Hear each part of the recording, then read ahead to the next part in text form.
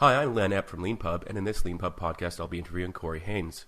Corey is based in Chicago and is the co-founder and CTO at Harkin, where he works to enhance audience engagement in journalism, specifically by helping journalists interact with audiences earlier in the editorial process than they would normally. Harkin is a powerful tool for journalists and newsrooms that engages with readers to help news providers write the stories that meet the actual interests and explicit needs of their audience and fill the information gaps that people really want filled. Corey is the author of a Leanpub book, Understanding the 4 Rules of Simple Design and Other Lessons from Watching Thousands of Pairs Work on Conway's Game of Life. Based on his 5 years of extensive interaction with developers through the Code Retreat training format, the book is focused on exploring ways to, and I'm quoting here, build flexible, adaptable software systems by better understanding Kent Beck's 4 Rules of Simple Design. In this interview, we're going to talk about Corey's professional interests, his book, and at the very end, his experience using Leanpub and any ways we can maybe improve it for him and other authors. So thank you, Corey, for being on the Leanpub podcast. Oh, well, thank you. It's great to be here. I usually like to start interviews by asking people for if they could tell us their origin story. I can see from your profiles online that you've had a varied career. You started out studying mathematics and ended up in software development and various CTO roles. And I was wondering if you could tell us, how you got into software development from mathematics and how you got to where you are today. Sure. I was one of the really lucky people in the sort of late 70s, early 80s. My father had gotten into programming, and so he made sure we always had a computer around. So I kind of grew up with computers, and I actually started programming when I was about 12, mostly cheating at games. Because back then we had the source came with it, and so if you couldn't get past a point, you could hit break, look at the source code around there, and then over time I kind of figured out that you could change the code, and rather than figuring out what you needed to do, you could just change the code to put a jump or a go to past that point and sort of resume line 200 or something. And then over time I got into BBSs and found a mentor on there that helped me learn C, and then moved into C++. And then I had never really thought about being a programmer, and I always wanted to be a theoretical cosmologist. So I wanted to study physics and sort of the Big Bang and all of that. And then I got into college and found out that physics actually requires experiments. And I wasn't really that fond of that, but I loved the math part of it. And so my math professor had sort of taken me under his wing, and I switched over. I took trigonometry and found just the beauty of the unit circle, which is probably a pretty nerdy thing to say, but I remember just it being oh, this is something that I find beauty in, and just the purity and the abstractness of it. And that kind of shifted me over to mathematics. And I had planned on continuing on to get my PhD in math and be a professor, but I ended up spending my last year of university in Hungary on a program studying mathematics called the Budapest Semesters in Mathematics, and fell in love with the country, so I decided to stay. Needed to find a job, started teaching English, and along the way I kind of started programming again. I mean, I'd always programmed here and there in C and done this and that, and was programming and got tired of teaching English because I was a very bad English teacher, and went and looked for a job and found a job in Hungary at a web studio. And I actually started as a salesperson trying to sell. This was in 96. And so I was trying to sell website development to companies in a country where I think less than 1% of the populace had internet access. And so this was 96, and the web was just at the beginning, and so nobody knew what it was. And I remember talking to one company, and they were like, yeah, we'll take a half-page ad. And I was like, well, it doesn't really work. You don't really take a half-page ad on the web. This was being able to take a half-page ad on the web. And so went through that, ended up getting fired, unsurprisingly. But along the way, I had done a lot of Excel programming for our sales team, and about half the company was leaving to start a web studio, and the person who was going to be running it, who was the lead of the sales team, he asked me if I wanted to come as their programmer. And so this was 90,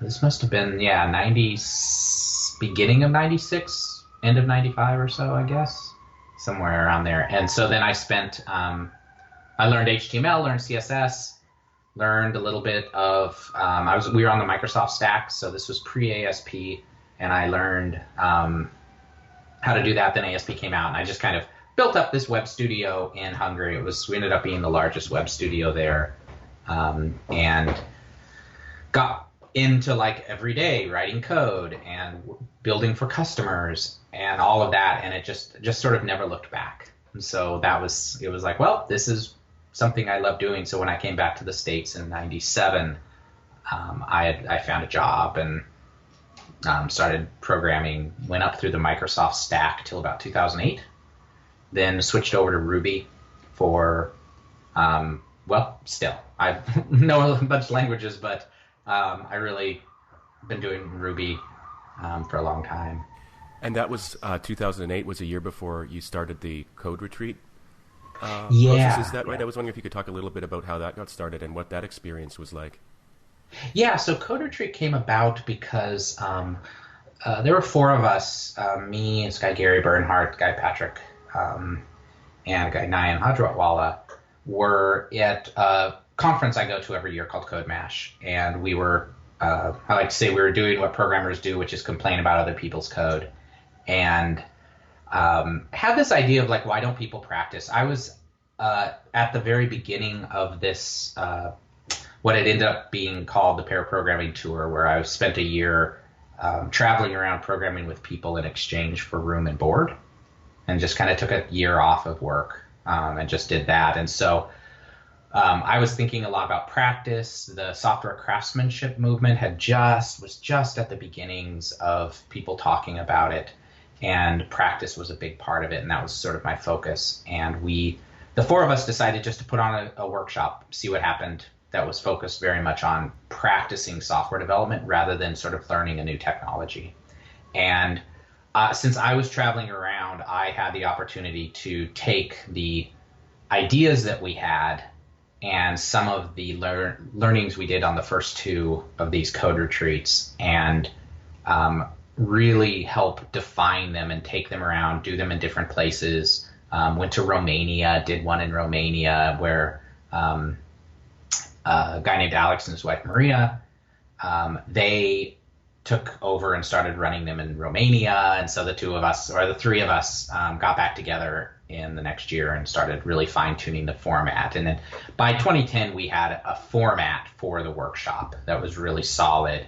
And then I just started traveling around doing them and kind of seeing what they were very much focused on practicing software development and very much focused on the sort of minute-by-minute decisions that you make while you're writing software during the refactoring process. So not at that high level of design patterns and some of the like solid principles and things like that. But how do you make your decisions when you're refactoring?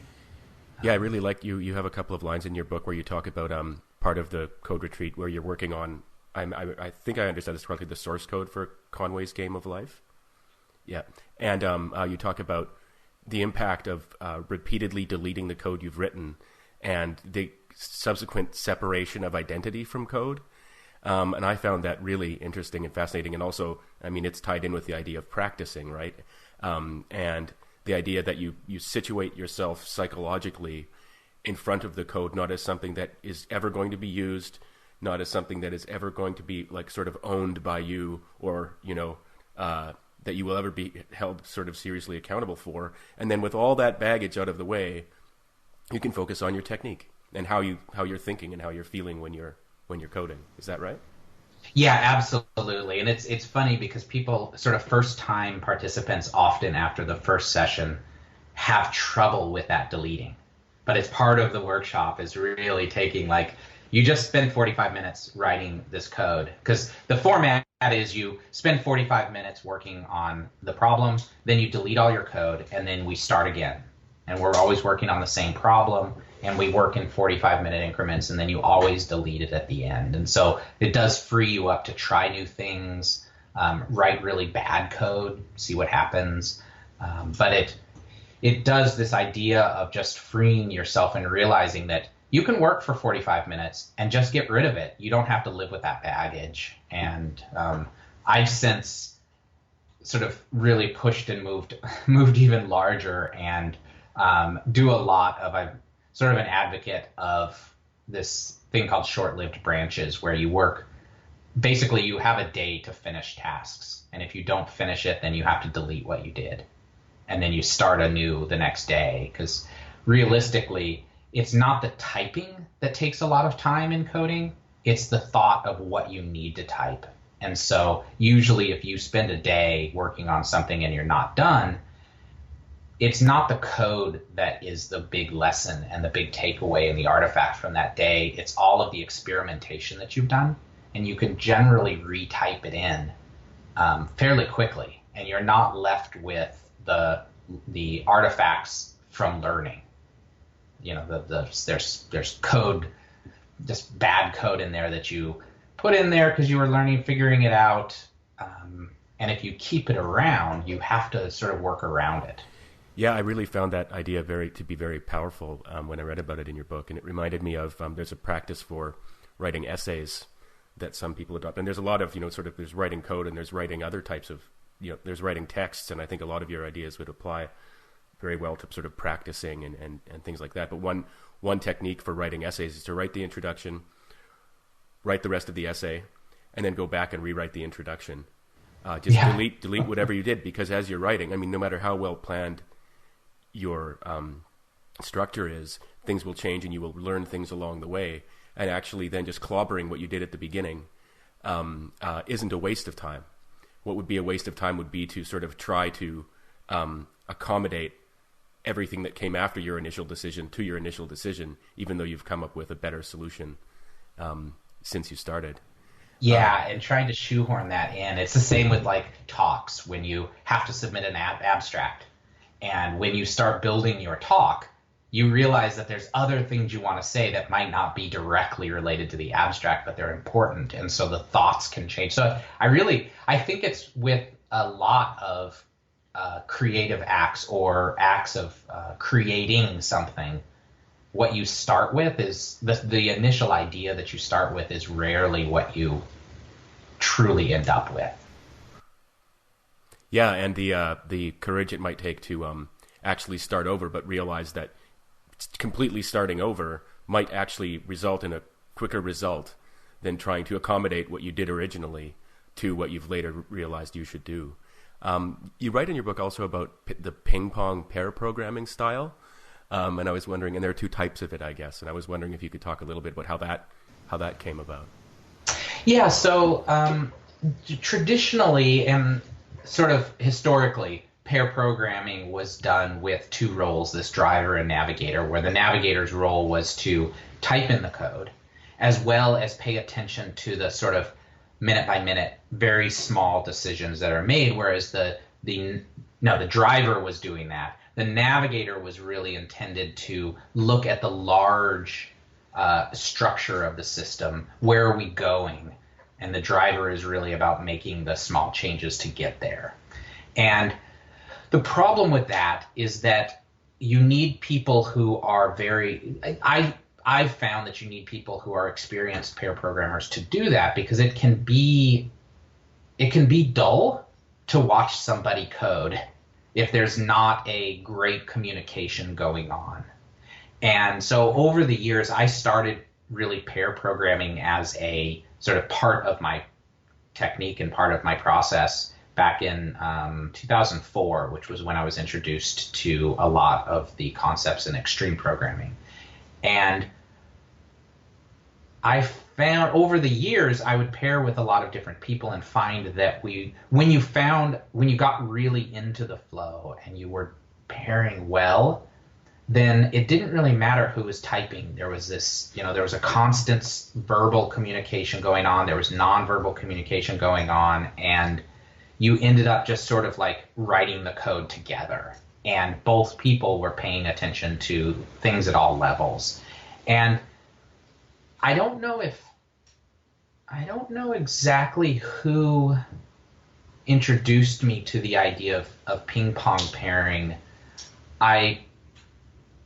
It must have been early on, and probably, when I was teaching people, I remember a couple people that I taught, and as we were building systems, it was easiest to say, like, I'm teaching you TDD, or test-driven development, and the easiest way I've found to teach somebody is for one of the pair to write the tests, and the other person writes the code. And so over time, the person who is just learning test-driven development has concrete examples of what tests look like. What do sort of TDD tests look like? What form do they take? What are they focused on? But they don't have to think about that at the beginning. They can just focus on writing the code to satisfy them. And then over time, the person learning can start writing tests. And this technique for teaching turns out that it's really a great way to just pair. It keeps people active, it keeps people involved and focused on the problem at hand. And so one person writes the test, the other person writes the code. Goes back to the original person writing the next test, next code, and you bounce back and forth. And I think ping pong came up a little bit because, well, it has that feel of back and forth, but you also were sort of passing the keyboard back and forth to each other. And that really is my preferred way, because that's the way I've found to be, especially for people who are new to pair programming, it's a great way to keep everyone engaged in the process the whole way through, because the cycle should be on the order of minutes, if not even, a more frequent cycle of 30 seconds or something. And so it's hard to drift off and start tweeting or something like that if you are expected to pay attention to what they're writing right then. And then there's also another form of it where what is sort of ping-ponged back and forth is the role of test writer. And so you write a test, your pair writes the code to pass the test, and then your pair writes the next test, and then you write the code. So it's sort of the role passes back and forth rather than the keyboard. It also leads to things like, why do we only have one keyboard on the computer? Why not have both people have live input devices so that it becomes even less of a delineation between roles and more into just together we're using both of our minds and to write the code. And over time, for the people who I've paired with regularly, and I have a few people that are just, we pair so well, like we've just done it for a long time, we're on the same page and on the same wavelength, is that you bounce between these different styles. So when you're really engaged, you might be ping-ponging, and then someone has an idea, so they take over and just start writing both the tests and the code, and then you're watching because you're interested in, like, oh, what is their idea that they're doing? And then it bounces back and forth, and you can just sort of, there's several different styles of pairing, but I like ping pong sort of for the best for intro pairs. Yeah, it's really interesting, your particular way of focusing on and clearly articulating the form of experience that one has when one is programming is quite unique in my experience. And when I was researching for this interview, I saw you there was a talk online where you talked about the Chicago School of Software Craftsmanship. I don't know if you remember that. That was from some time ago, but I was wondering if there is something, I mean, you're based in Chicago, and if there is something about software engineering or programming culture there that is different from other places. I do remember talking about those sorts of things because there was a couple different places, London as well, that sort of had really active software craftsmanship communities in the early days before it sort of spread everywhere. And a lot of it came from who were the prime people that were, honestly, who were the loudest people. Not really that they were the most, they had the best ideas, But they were sort of the loudest in the different communities and had maybe the most network or the connections with people in other communities. And so I was one of the louder people at the beginning and got my name sort of associated with it. But Chicago is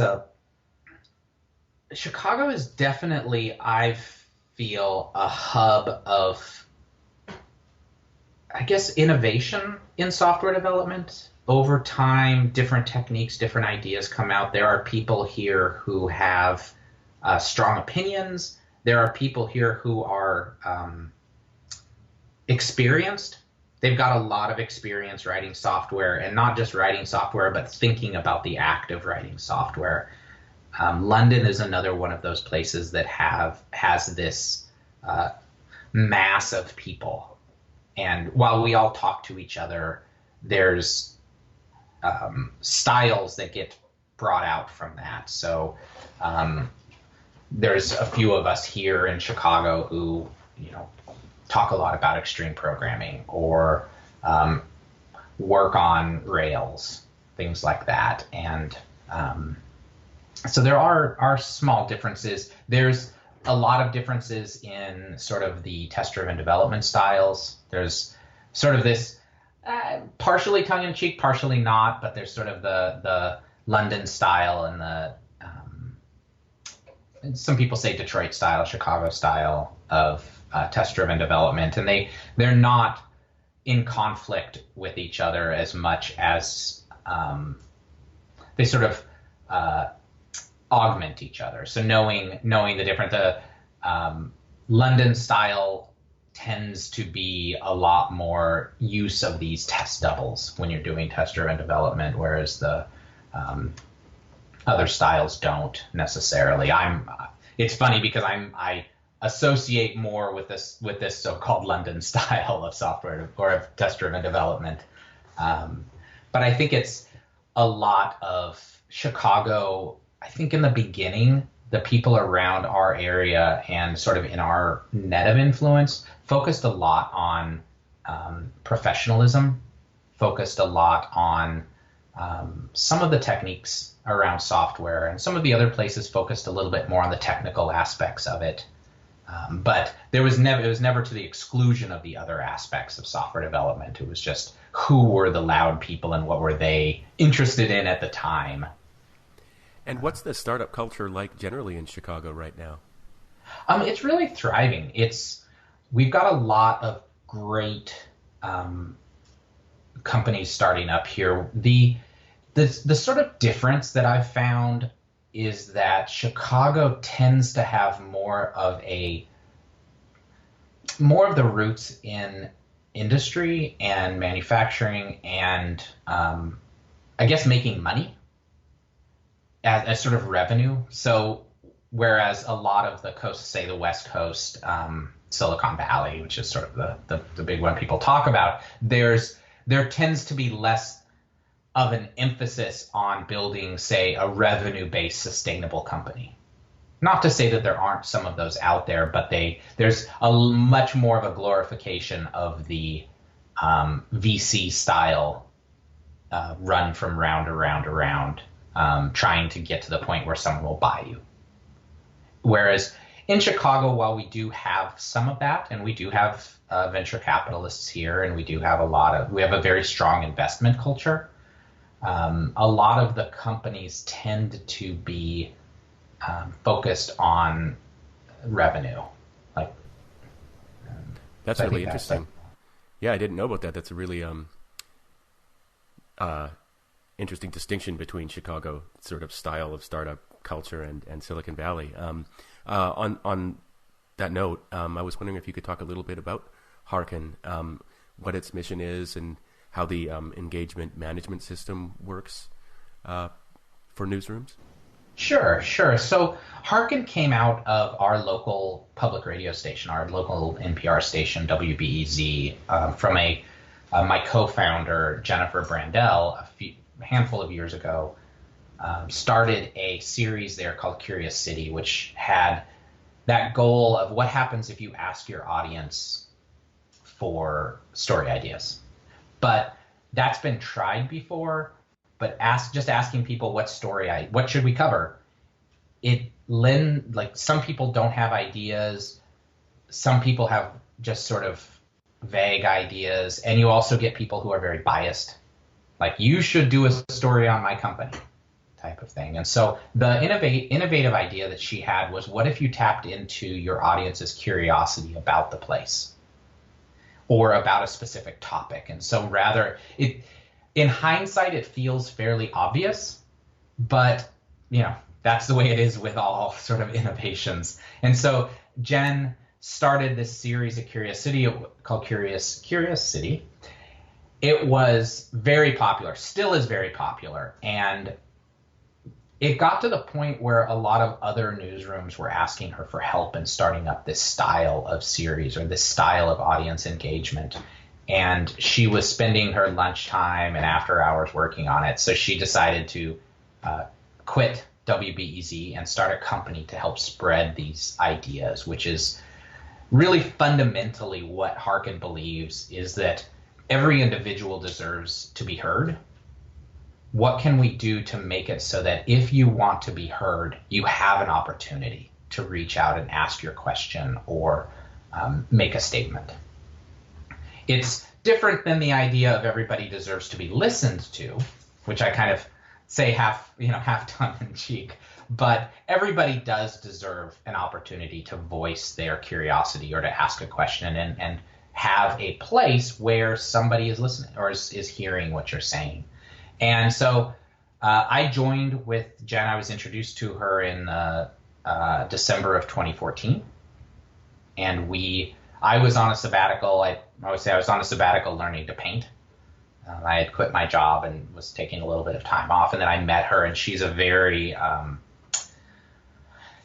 dynamic, thoughtful person that you meet, and you want to help her do what she does. She's just an incredible visionary, has wonderful ideas, and I like to think of myself not as much as a visionary as much as a sort of supporter.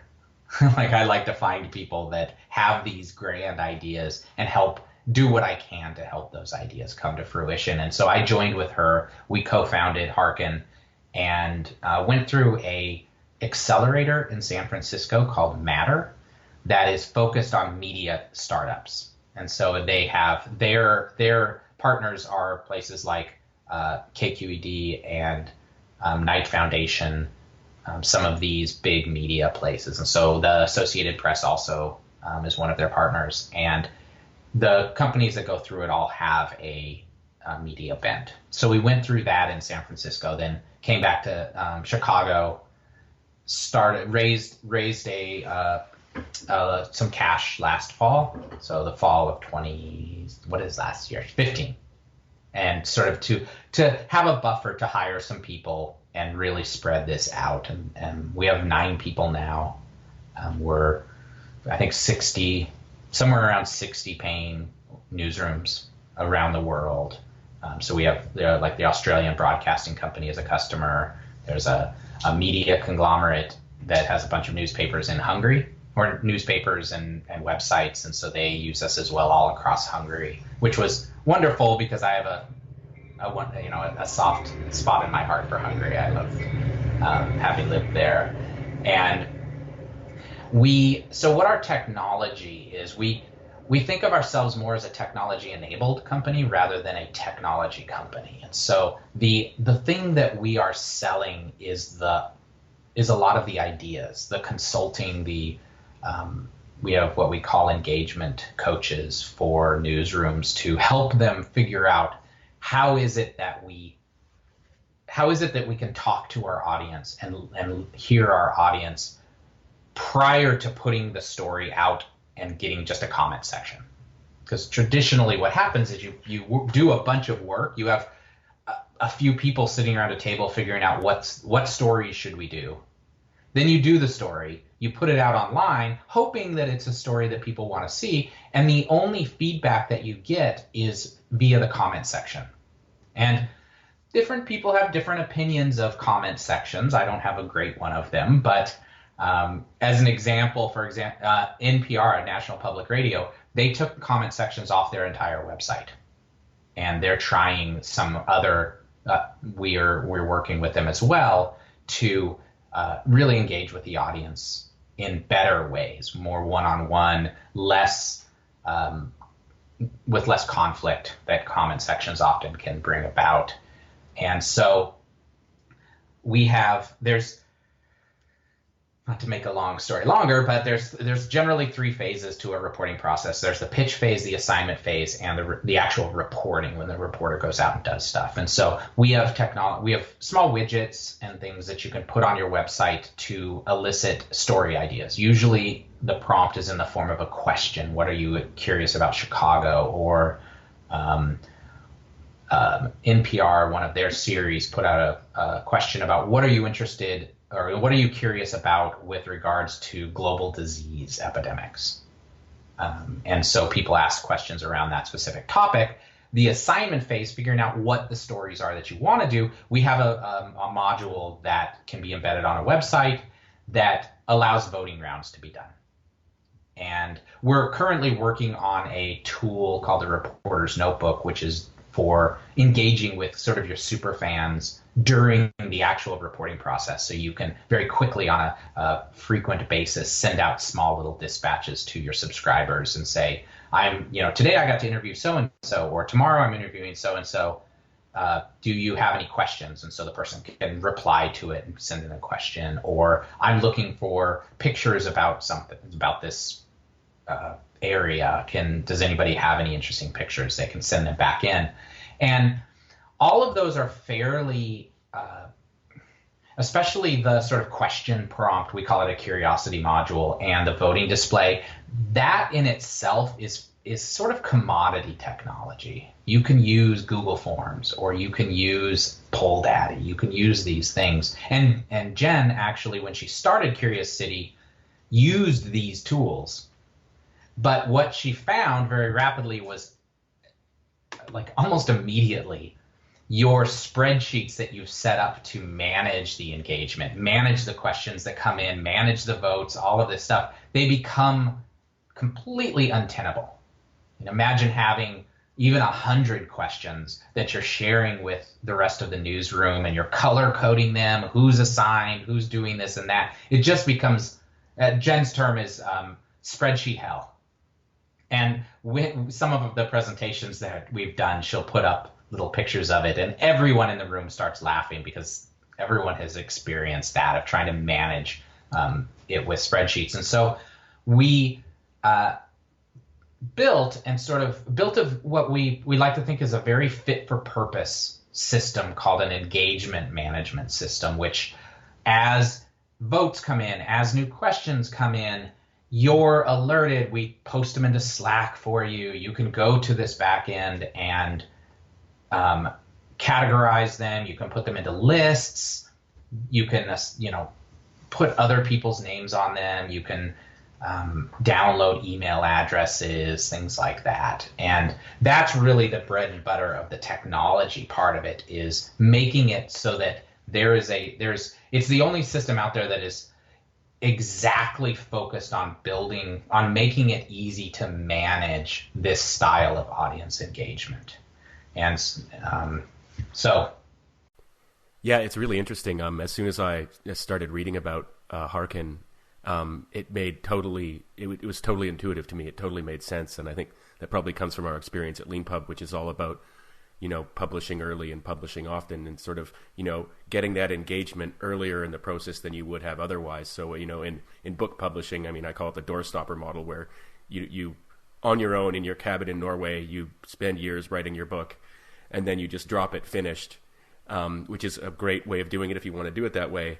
But another way to do it, and it, previously has been non-traditional way of doing it, is to put something out early on, and then start getting feedback from people and seeing, if that can help you make your book better, if it can help you sort of pivot to sort of dealing with the issues that your natural audience really needs addressed, as opposed to the ones that you maybe thought they would need to be addressed.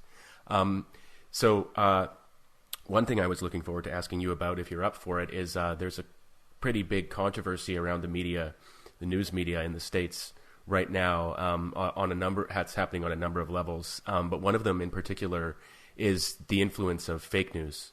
And in particular, the influence of fake news and I should sort of course clarify, although I'm sure everyone knows I'm talking about the U.S. election that just happened. There's a lot of talk amongst journalists about and the public at large about the impact that fake news, and particularly fake news that was presented via Facebook, may have had on the outcome of the election. And as someone who works in the media, I was in the States. I was wondering if you wouldn't mind talking a little bit about what you think about that. Yeah. I like to use the term lies rather than fake news. It's sort of that using a euphemism for something, but a lot of it is it's just lies that people put up there in the form of an article or something. It is a big, big problem, and I think it is indicative of the ever-growing distrust of journalism in the States. I don't really know what all of the causes of it are, but it's, you can go back to talking about the extreme divisiveness or divided nature of America, where we really do have, I know the Washington Post put up that wonderful thing where you can put in a topic and it will show you side by side sort of the they call it the blue side and the red side.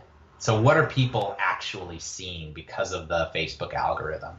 And if you can get your thing into that algorithm, it doesn't matter. Facebook doesn't have curators that say, this is fact checked. And so a lot of it too, I think, is because we've moved away from knowing who our reporters are into these large, as things have aggregated into large national papers, and there's much less local journalism happening. It's harder and harder for people to feel loyal. It used to be that you were loyal to the New York Times, and that's what you read every Sunday. But nowadays with the web, it's so easy to find any story. You go to Google, you type in a topic, you don't oftentimes tend to look at where you're going. You just look, first hit, I'm going to go do it. You trust Google or you trust Facebook to show you them. And one of our sort of foundational principles is that we've moved away from really the one-on-one interactions of knowing who that reporter is and being a fan of a reporter. I do know people who are like, oh, I love reading The New Yorker, say, and there are certain writers in there that I like. Oftentimes they're movie reviewers because they like the movie reviews. But we don't have that as much. If you go ask just somebody, the next person you see, who their favorite New York Times journalist is, you're probably not going to get an answer. Or even who can you name someone from the New York Times or somebody from the Post or something like that. And so as we've lost touch, and this is all, of course, personal conjecture, but as we've lost touch with that sense that the news is for us, and it's just repetitive. They're just trying to, who can get the clicks? If you get the story out first, then you're going to get the clicks. Because we've lost that one-on-one feeling, it's easier to just read whatever and go, I don't have a way of saying I trust this one versus this one. And, do you go, if you see something shared on Facebook and it's from Bipartisan Report, is that trustworthy? If you see something from, Breitbart, is that trustworthy? Spoiler alert, no. But but there's a lot, and there are sort of conservative publications which are trustworthy, and then there are more liberal publications that are very trustworthy. They may have a bias about what it is that they report, but they tend to be fairly trustworthy. But we don't have a sense anymore of who those people are. And I think that leads to being able to have our Facebook feeds showing us things where we don't even know. How do you check it? Like, it's to the point now where like half the people don't trust Snopes, so you can't go to Snopes. And if you go to a place that has a differing opinion or a different interpretation of it, then how do you know that that's correct?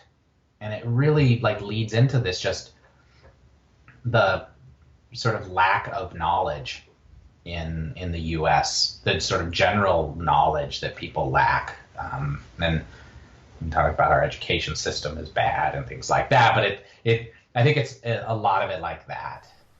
Yeah, that's a really good argument about the sort of lack of connection between the information that one is receiving and a kind of responsible person on the other side of it. One of my personal takes on it is that, and this is sort of high level thing where this is totally banal, but that news has turned into entertainment. But it reminds me that of the discourse around drugs, and one of the things that's very curious about and drug prohibition specifically, one of the really curious things about the discourse around drugs is that you're not allowed to talk about it being pleasurable. For some reason, when it comes to that discourse, the fact that people partly do it because they're enjoying themselves is something we're not allowed to say. What we have to invoke instead is social forces and historical forces and economic forces and material forces, to the exclusion of the sort of immediate reality that people are kind of enjoying themselves when they're on drugs. And I think that one aspect of news, when people talk about news has become entertainment, they often mean that it has been diminished in seriousness or something like that. But the other side of that is that it's become this source of pleasure. And what could be more fun than, yet another conspiracy theory? And what could be, and what's even more fun is indulging in not doing all that kind of rigorous self-policing that one does when one is thinking, well, is this trustworthy? Let me apply some analysis to this. Does this correspond to other things that I've heard from other sources? Instead, it's just this kind of like riot of the passions internally. And to invoke one side of the election, Trump himself said on numerous occasions, we're having fun here. We're having a great time here. And if you saw, videos of those rallies and heard descriptions of them, people they'd have tailgate parties beforehand, like it was fun for those people. And anyway, I think that's also a really interesting thing about the media and the news media and what's happened in the States, is that it's become this source of enjoyment and pleasure for people in a way that it was maybe more a source of like information in the past.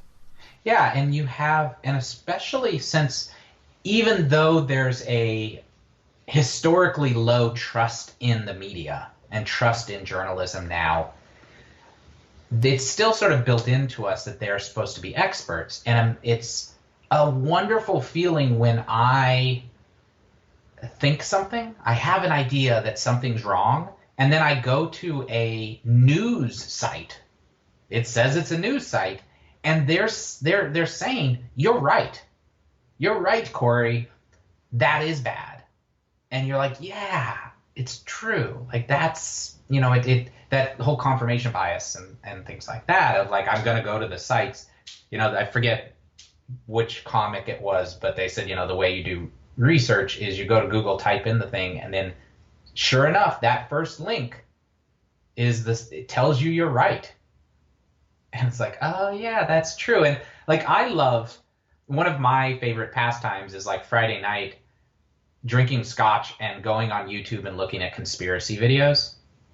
And like, I love the idea that the moon is actually as a hologram and as a projection. And there's videos out there that show scan lines going across the moon.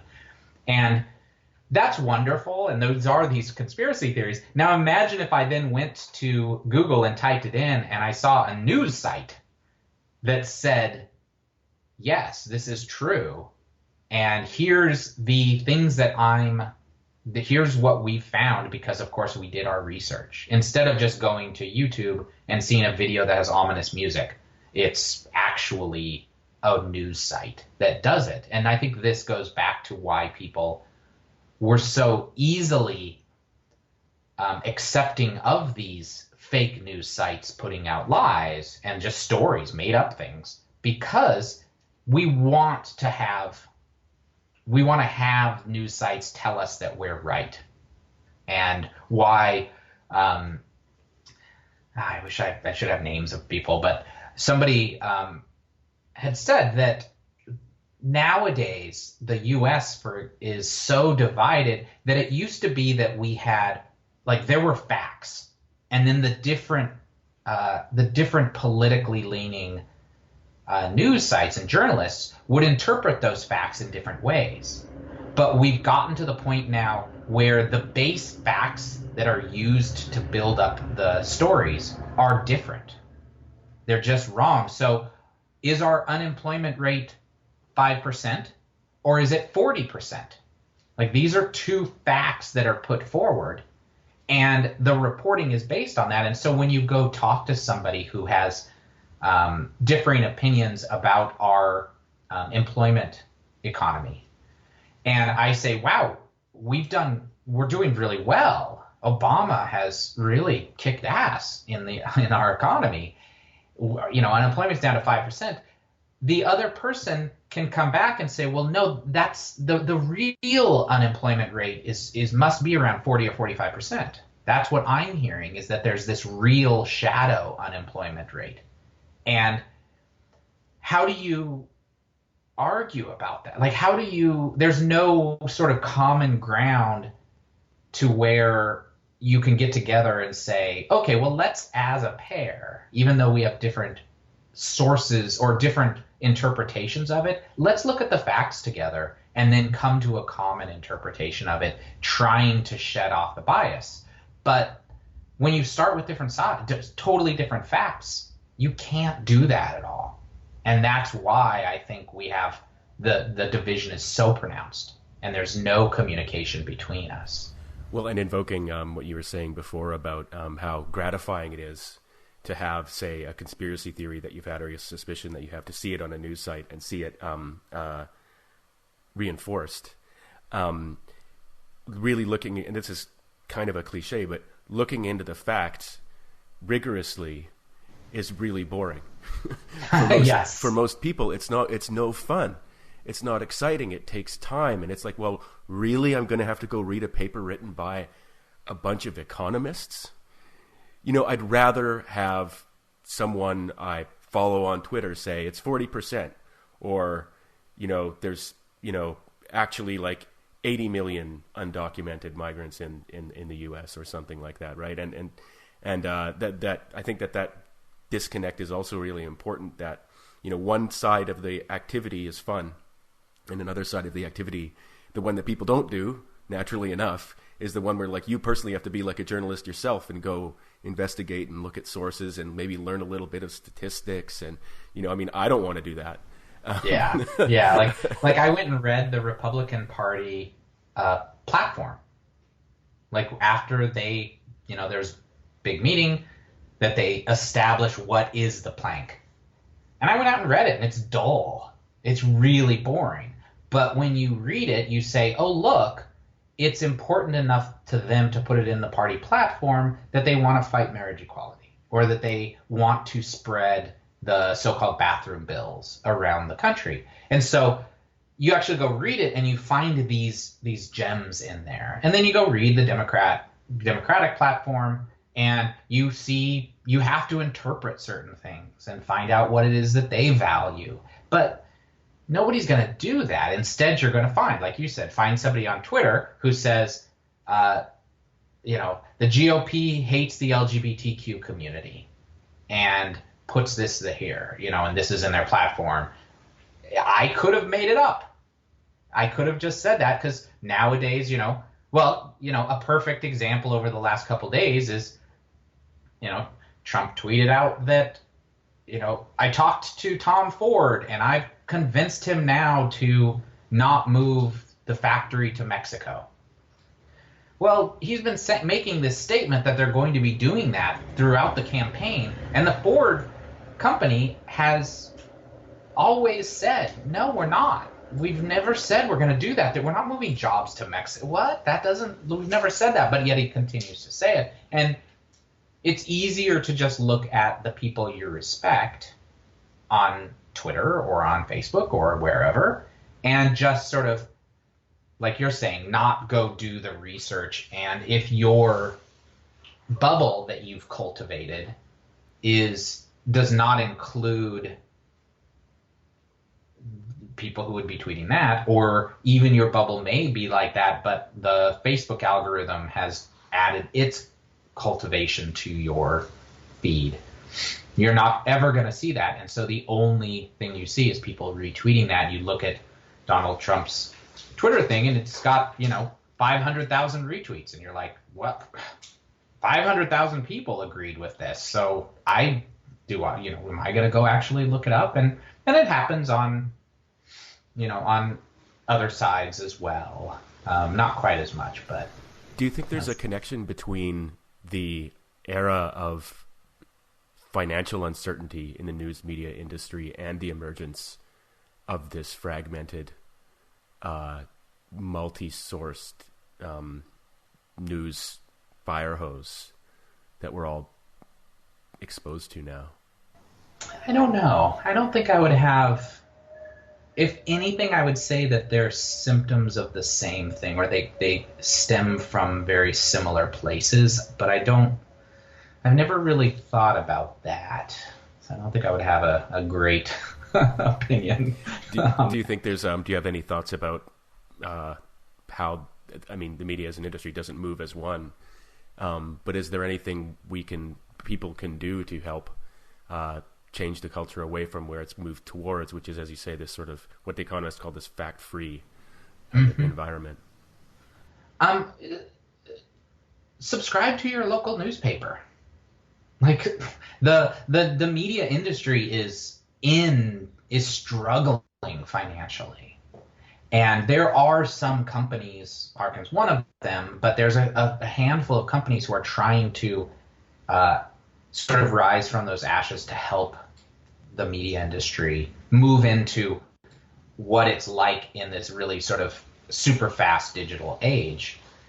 But so much of it is subscribe. Like, go subscribe to the New York Times. One of the encouraging things is that over the last week, the New York Times has seen a rise in subscriptions, a substantial rise in subscriptions, and I think a lot of the newspapers are as well. But not even just the national ones, but go to your local newspaper and just subscribe. It's not that expensive, and it helps them, and it says that there's people out there who are interested in what they're talking about. If you go to inn.com, maybe .org, I think it's the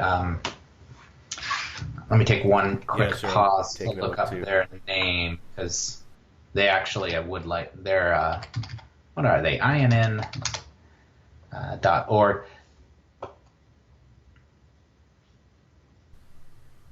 Yeah, INN.org, Institute for Nonprofit News. Yeah. So what they do is they build and host websites for a ton of nonprofit news organizations, the small, focused, and they have just a wonderful list of members that are doing great journalistic work, and they're all nonprofit.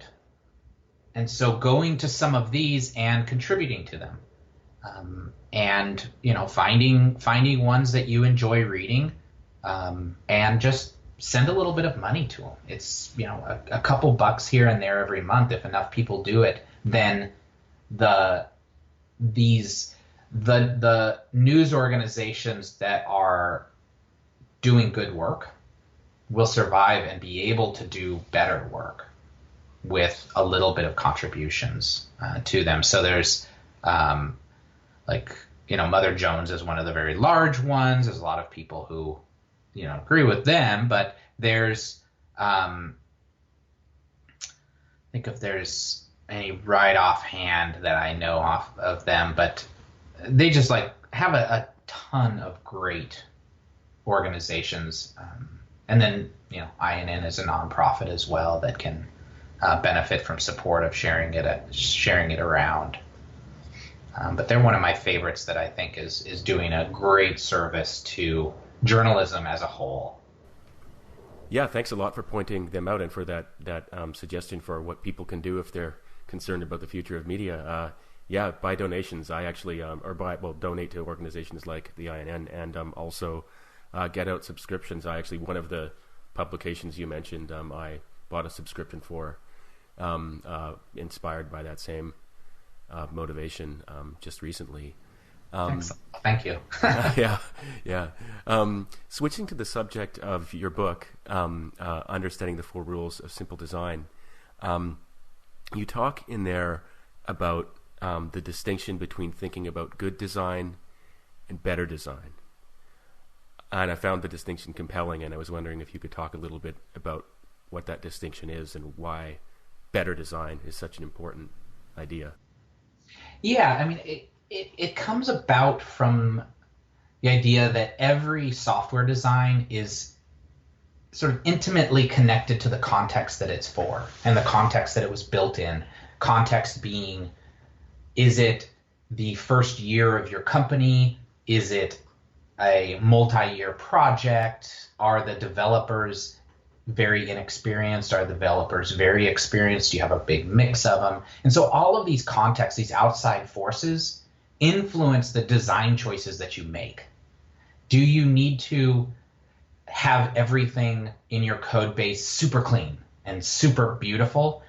Well, if you have very experienced developers, you might be able to skimp a little bit because they can work a little more efficiently in slightly messier code bases. If you have a lot of beginners, then it behooves you to spend the time to keep your code clean. If you are in the first year of your company and you don't even know if you can sell this product, you might need to take and cut a few corners. I prefer to cut features than corners in the code base, but there's trade-offs everywhere. And so the idea of good design to me implies that there's sort of this Aristotelian concept of, in every context, this is good. Like a dodecahedron is a dodecahedron, regardless of whether or not it's red or whether or not you're trying to bounce it or something. So saying good design also implies that there's, like, yours is the best.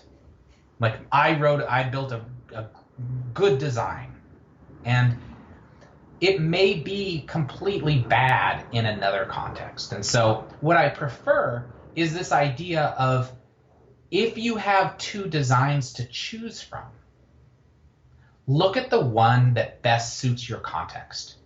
Almost always, the context is going to make you want to be able to change your software faster, especially when it's early in the project or early in the company. And so, in general, better designs are more flexible.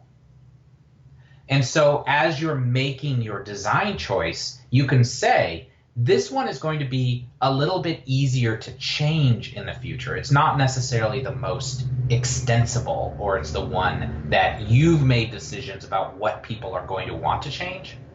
But I don't want my design to calcify into this big mass that when a new feature comes in, I can't change it. And so pick the design decision that will allow you the most flexibility to change it in the future. And that's what I think is better.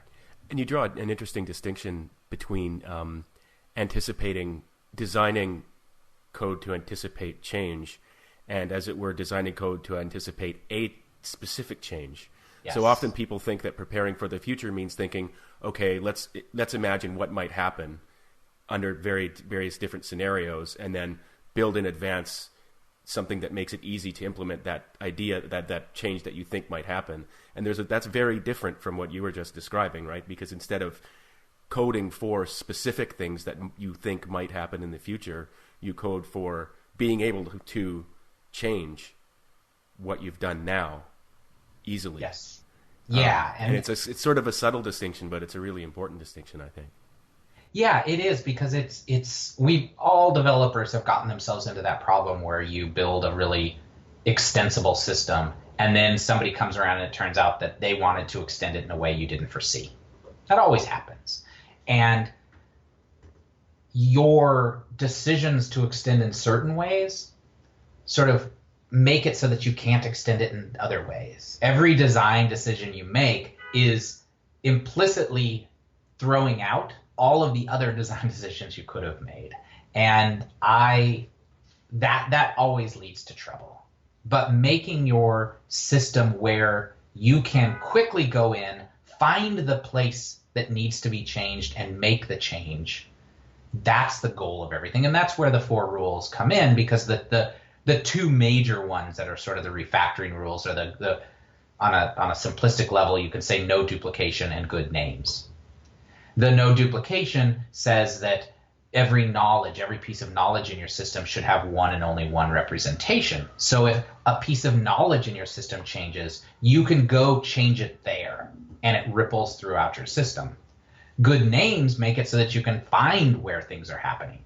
If you look at a method and it's named something, you can be fairly certain that it does what it says it does. And so spending time on these 2 concepts make it so that when you come back in 6 months, you can very rapidly find the place where you have to sort of insert the changes. You invoked the 4 rules there, and Kent Beck's four rules, I think. Yeah. And just taking sort of literally a page out of your book, I was wondering if you could point people to the further reading they might want to go to if they're not familiar with what those 4 rules are. Yeah, so if you, there's a couple places. One, go to Google, type in, either the 4 rules of simple design or the 4 or XP simplicity rules. There is a wonderful website where everything is sort of encoded, which is the C2 Wiki. And it's currently under the, I think maybe he finished it. He was upgrading it. Well, Ward Cunningham, the inventor of the wiki, which is really neat. He actually is the one who created wiki, the whole idea of wiki. And wow. The C2 is one of the original ones. And it was the place where a lot of the software thought and innovation in ideas were discussed back in the day. And so if you go there, it's it ends up being this time sink. It's almost like every important piece of every idea in software is there. Not really, but it feels like it. And it was the what was it set up for? The Portland Pattern Repositories Wiki, it was called. And it just has all of these wonderful discussions around this. And the 4 rules of simple design are there.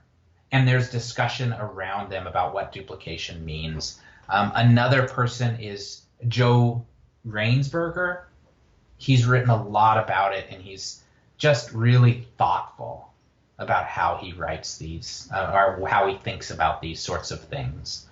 But the C2 Wiki, it's just c2.com. If you go to wiki.c2.com, that should take you to sort of the beginning of the patterns repository. And you can also find a lot of great discussions around software, around design patterns, and just lots of interesting conversations that happened back in the late 90s around these things.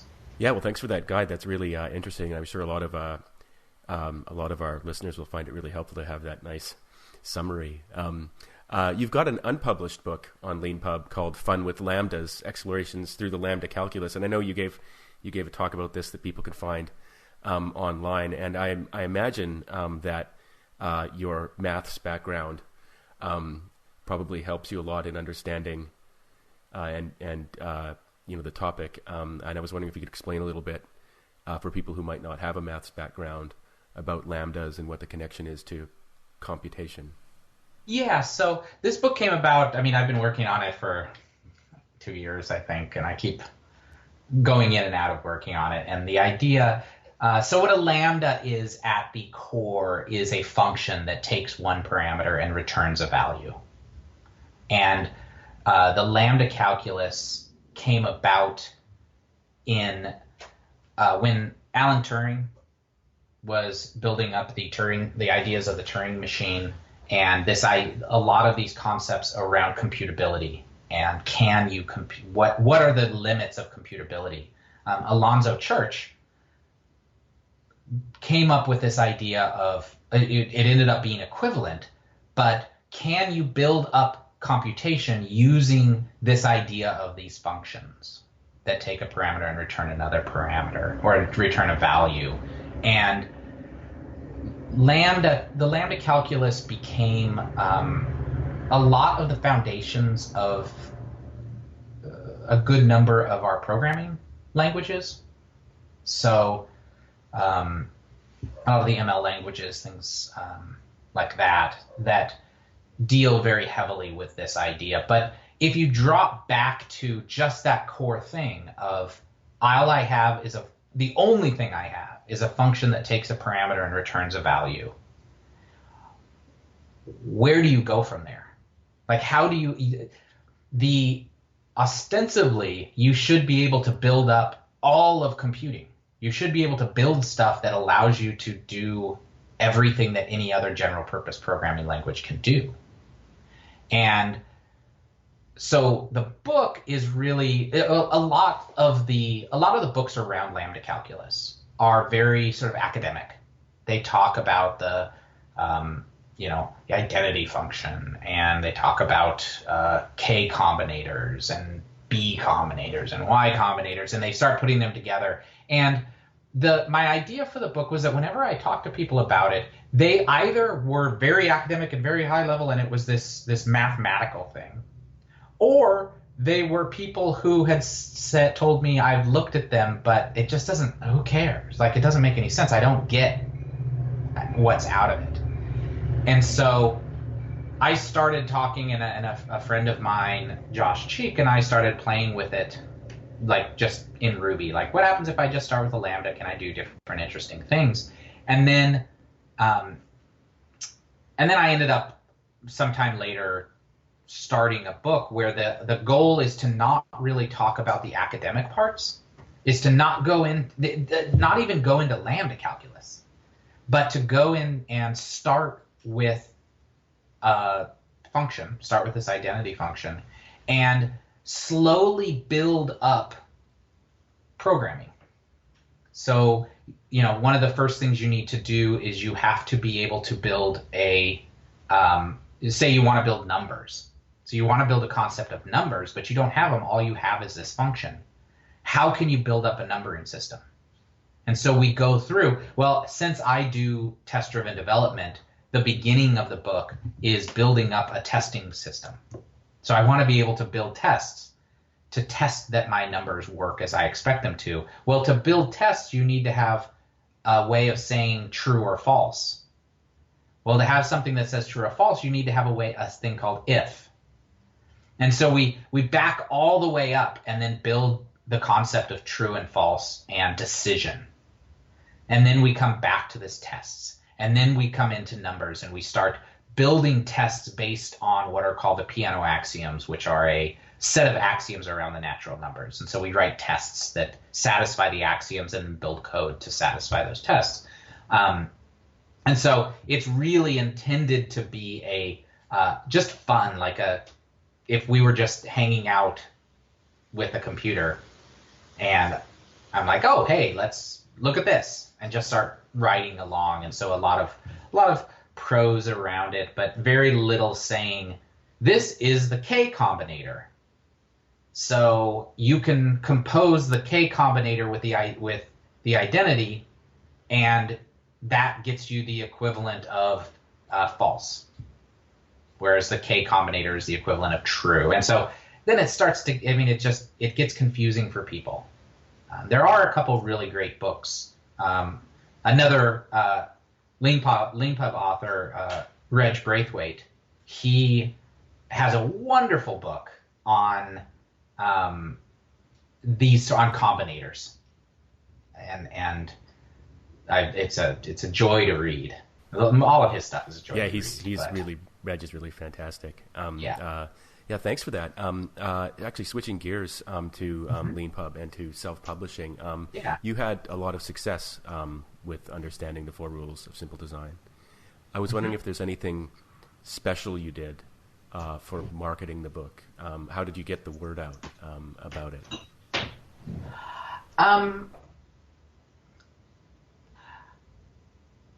Coupons helped a lot. Oh, yeah. Like setting up a coupon for, since it's a technical book, conference season.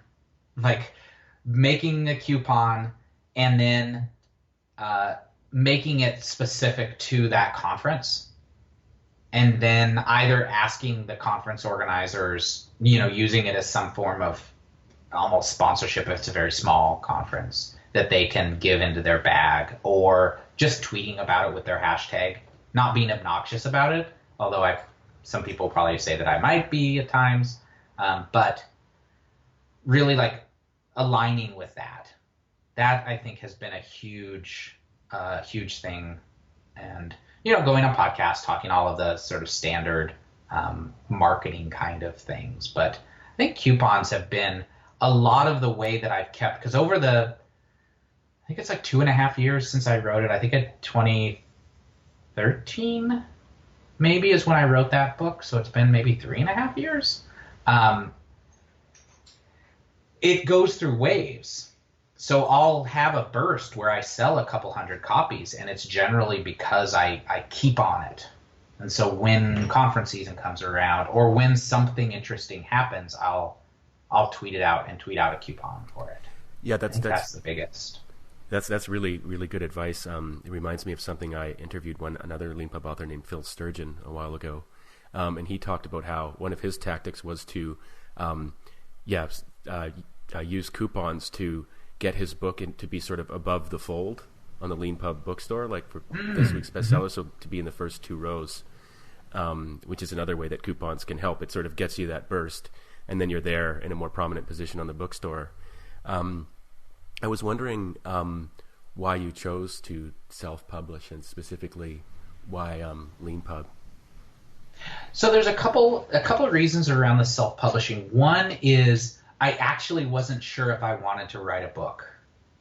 And so I started writing it because I was invited to speak at the Agile India conference in 2013. And on the way there, on the plane, I have a 22-hour trip or something. I started writing out the talk. And I was explicitly going to be talking about the 4 rules of simple design. And I started writing out the talk, gave the talk, and then on the flight back kept writing it.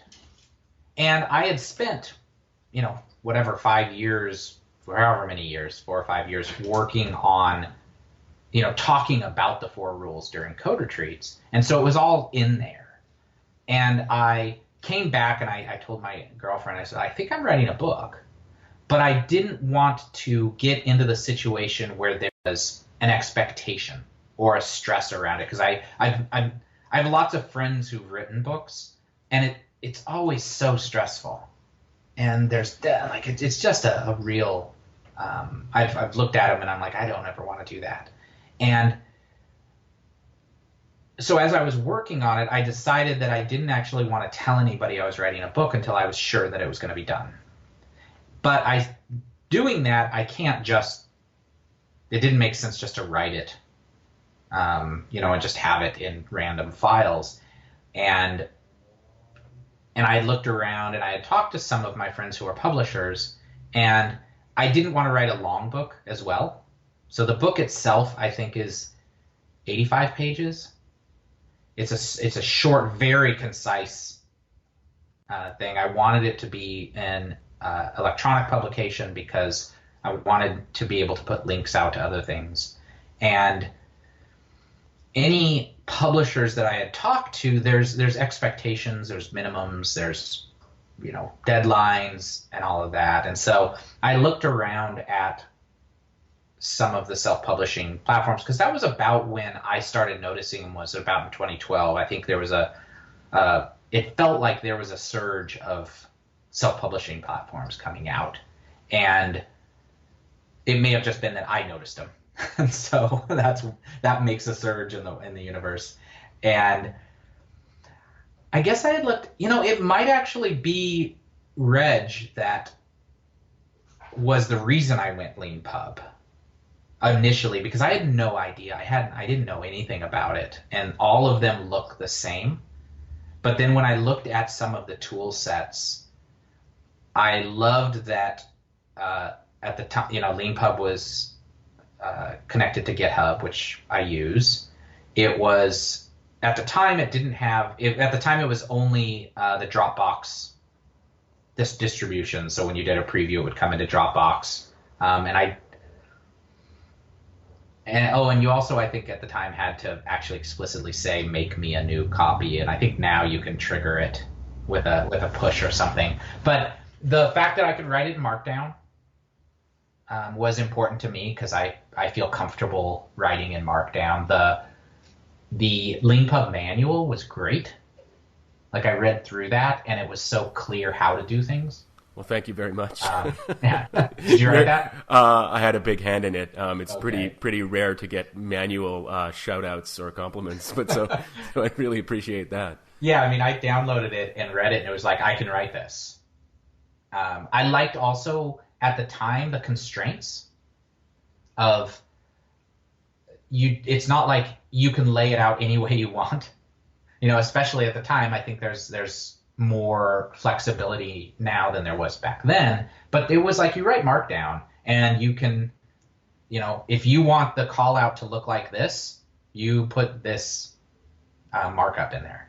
And I wasn't as interested in sort of like pixel perfect, I need this to be here and this, all of that. I wanted to just get the content out and have it come out in a way that looked good. Yeah, so that was good. Yeah, thank you. That's really interesting. That's regular listeners to this podcast will know that core to Leanpub's philosophy is the idea that when you're writing, except for a very small subset of projects, formatting is procrastination. When you're done writing, if it's very important to you, please use our InDesign export, get a book designer, do whatever you need to do. But often, and having written some myself, you do find yourself, instead of thinking about what you're supposed to be writing, you end up playing around with formatting. Yeah. And it's, people can do what they want, but one approach is to say, let's actually try and get a lot of those ideas, just not even present them to people during the period when they're writing, give them what they need to quickly generate really good books, like really, really good looking books, but not, as you say, pixel perfect. Don't worry about that until the time comes. Yeah, and being a technical book, I didn't really need, I really was about just get the content out there. Mm-hmm. And I would have messed around with the formatting, because writing is very, it's a struggle for me. And so while that book actually flowed out, because I'd been saying the things for 5 years or 4 years or whatever it was, it still is a struggle for me to write, because I just don't have the practice around it. I'm more of a speaker than a writer. And so having those constraints where I could just, I write in Vim, so it's just pure text, just kind of in there writing and not having to worry about all of that stuff.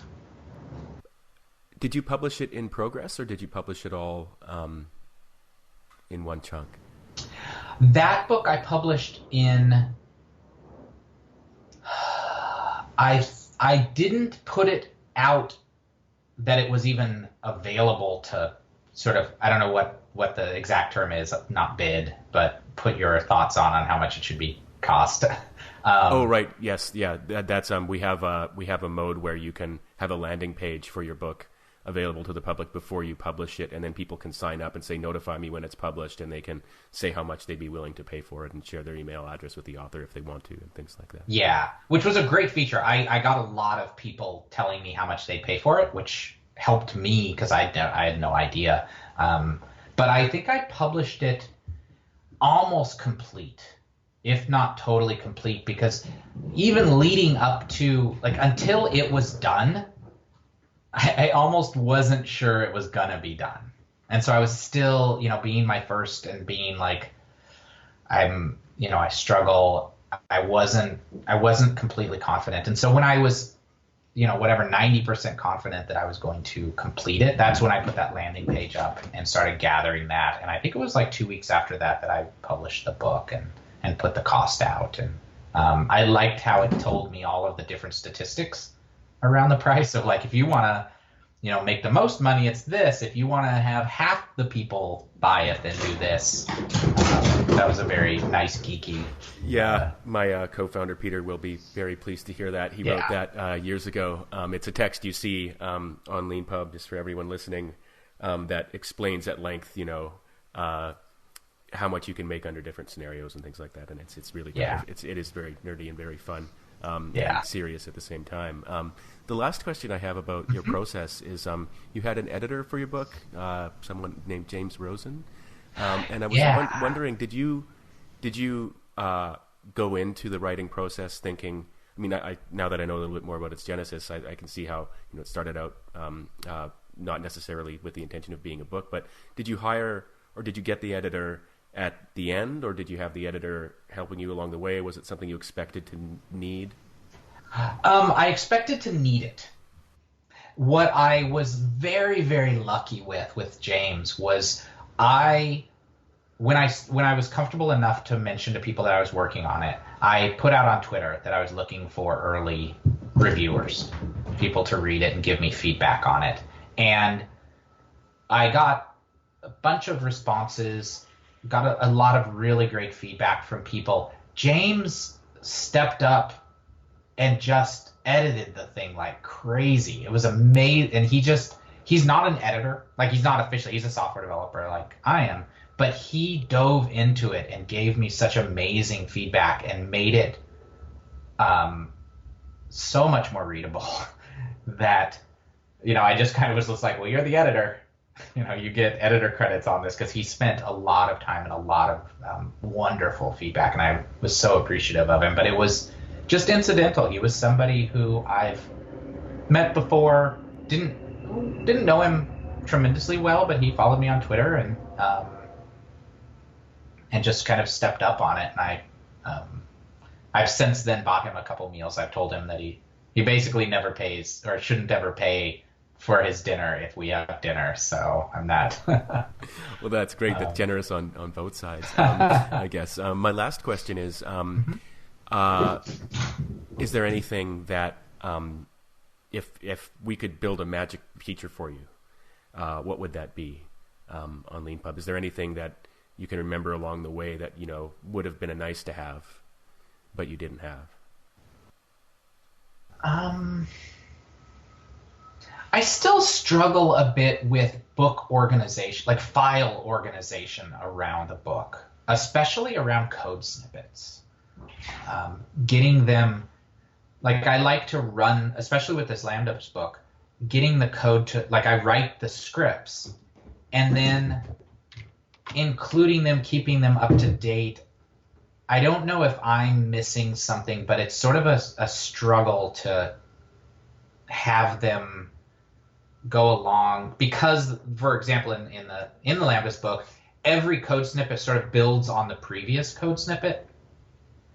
And so it's almost as though if you were able to say, I want this set of code snippets to be based on this file, and go over the history of the commits on that file, and give me a sort of time-based or commit-based code snippet. Not interactive, but just like, snippet 1 is the first commit, snippet 2 is the second commit. And even if it took putting a SHA in there in the little external resource thing, I think that would help me a lot, because I struggle with that, of keeping them up to date and up to sync and making sure that they're correct. Does that make sense? Mostly. I'll pass it on to our team. I haven't written a programming book myself, and I'm not a programmer. I do some programming, but I'll definitely pass that on. That sounds like a really good idea. We do have kind of in the hopper designed and like a versioning kind of system that might go some of the features in it. And I'm not sure when we're going to get around to building it, but it's pretty well thought through, and it sounds like we could incorporate something like what you're suggesting into that as well. We do currently have a versions feature, but it's very rudimentary, and you might not have even noticed it. You